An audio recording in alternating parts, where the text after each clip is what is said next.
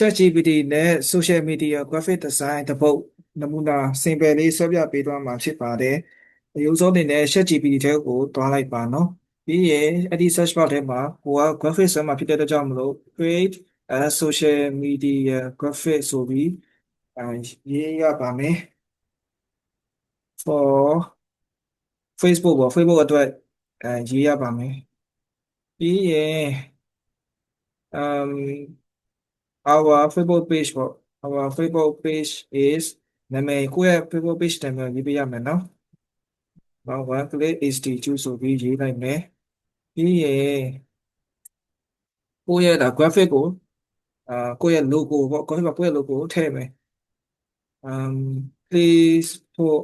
our logo ပေါ့ကျွန်တော်ရဲ့ logo ကိုထည့်ပါပေါ့ဆိုတော့ဒီကိုယ့်ရဲ့ set ထဲမှာကိုယ့်ရဲ့ logo ကိုထည့်ရပါမယ်နော်ဒီအပေါင်းလေးကိုနှိပ်ပြီးထည့်လို့ရပါတယ်။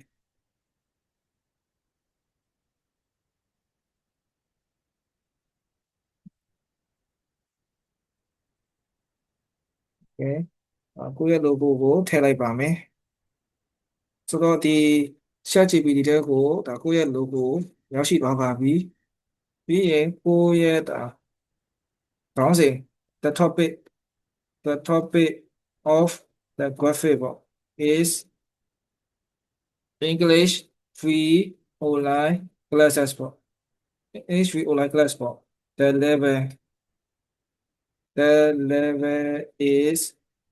intermediate level okay ရေးလိုက်ပါမယ်ဒါကတော့ကို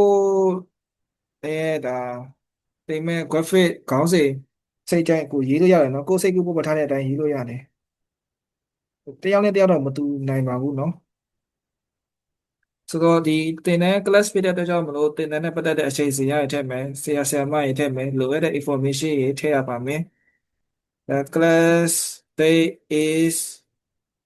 15 August 2026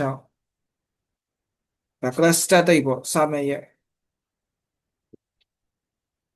the class duration is 3 months ပေါ့ the class timetable is တနေ့တနင်္ဂနွေပေါ့ Saturday Sunday 9 နာရီကနေ9နာရီထိပေါ့ the class teacher နဲ့ teacher စုဆိုပါစို့please put avatar တော့မဟုတ်ကတ်တိုးပုံပေါ့ထည့်ခိုင်းလိုက်ရတာ teacher ပုံပေါ့ avatar teacher photo ပေါ့ okay ပြီးတော့နောက်တစ်ခုကတော့ class is with Zoom application ပေါ့ Zoom application နဲ့သင်ကြားမယ်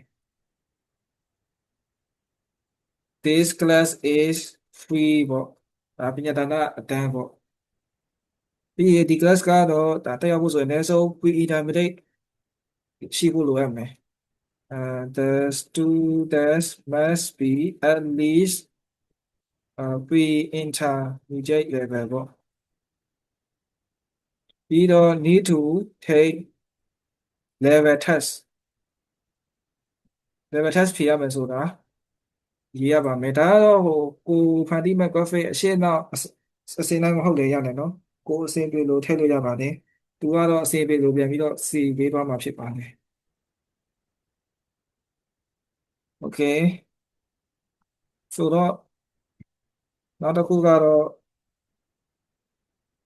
please put register information in a graphic ပေါ့ graphic ထဲမှာဥပမာ register လုပ်မယ်ဆိုပြီးထည့်ခိုင်းတာ it can be put button of register ပေါ့please also put contact our Facebook page ပေါ့ Facebook page မှာဆက်သွယ်မှာပေါ့ and then နောက်တစ်ခုအနေနဲ့ကတော့ the background color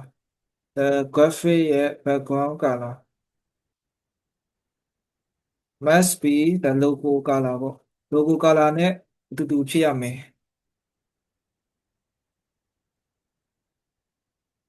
ပြီးတော့ please make more interesting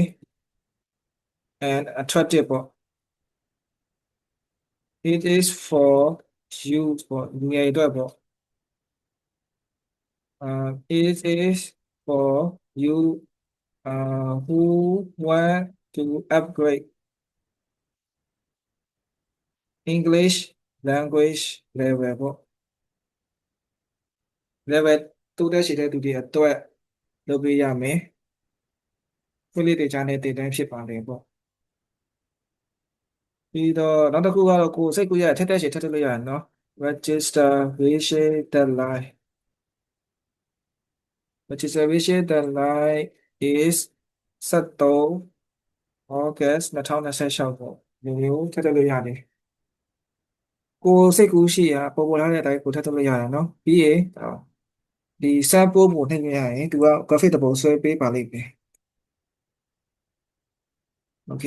သူကတော့ graphic ဆွဲပေးနေပါပြီကိုကခေတ္တဆောက်ဆိုင်ရမှာဖြစ်ပါတယ်ဒီမှာဆိုရင်နောက်ဆုံးတော့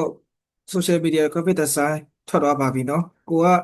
လိုအပ်တဲ့အရာတွေကိုပြင်ပေးရမှာဖြစ်ပါတယ်เนาะဒီမှာဆိုရင် t-shirt စုဆိုပြီးတော့ယောက်ျားလေးပုံဖြစ်နေတယ်မိန်းကလေးပုံပြောင်းရပါမယ်ဆိုတော့ I want to edit the graphic ပေါ့please change female photo for t-shirt စုပေါ့ t-shirt စုကမိန်းကလေးဖြစ်တဲ့ကြောင့်မိန်းကလေးပုံပြောင်းခိုင်းမယ်ပြီးတော့ဘာရှိသေးတယ်ပြင်ဆင်အောင်ဒီမှာဆို upgrade your English upgrade your future ဟုတ်ပြီအဆင်ပြေတယ် free online class အဆင်ပြေတယ်logo မစိုးပါဘူးပြီးတော့ English free online class ဟုတ်ပြီပြီးတော့ let's learn together ဟုတ်ပြီပြီးတော့ intermediate level ဟုတ်ပြီ take your English skill to the next level join our free online class and build confidence in speaking listening video တွေဟုတ်ပြီပြီးတော့နောက်တစ်ခုက class အချိန်စရာ class start 15 August မှန်တယ်ပြီးတော့ duration အဆင်ပြေတယ်ပြီးတော့ class schedule အဆင်ပြေတယ် Zoom အဆင်ပြေတယ်ပြီးတော့ who can join ဒါလည်းမစိုးပါဘူးနောက်တစ်ခုက level test ဘာရပါ Australia match take and level test ဒါလည်းအဆင်ပြေတယ်ပြီးတော့ register now အဆင်ပြေဒါလည်းအဆင်ပြေပြီးတော့ connect s channel အကုန်အဆင်ပြေတယ်ဒါ registration တက်လာလည်းအဆင်ပြေတယ်ဒီတစ်ခုပဲပြရမယ်ဒါကိုပြန်ပြင်ခိုင်းမယ်ပြီးရင်ဒါကိုပြန်ပြီးတော့နှိပ်လိုက်မယ်ဒါဆိုသူကပြန်ပြင်ပြီးတော့ဒါပို့ပေးပါလိမ့်မယ်ကဲနောက်ဆုံးတော့သူပြင်ပြင်ထားတာရရှိသွားပါပြီเนาะအရန်ဟိုဒါပုံလေးရတော့တကယ်ရှေ့စရာကောင်းပါတယ်ဒီနေရာမှာဒါလူပုံအစစ်ရှိတယ်ဆိုရင်ဒီလူပုံအစစ်ကိုဒီထည့်လို့ရပါသေးတယ်เนาะလူပုံအစစ်ကိုပြန်ပြင်ခိုင်းလို့လည်းရပါတယ်ဒါကတော့ဒါ social media graphic design ဒါနမူနာဖန်တီးပြတာဖြစ်ပါတယ်เนาะမရှင်းတာနားမလည်တာသိချင်တာရှိတယ်ဆိုရင်မေးမြန်းလို့ရပါတယ်အားလုံးကိုဒါကျေးဇူးအများကြီးတင်ပါတယ်เนาะ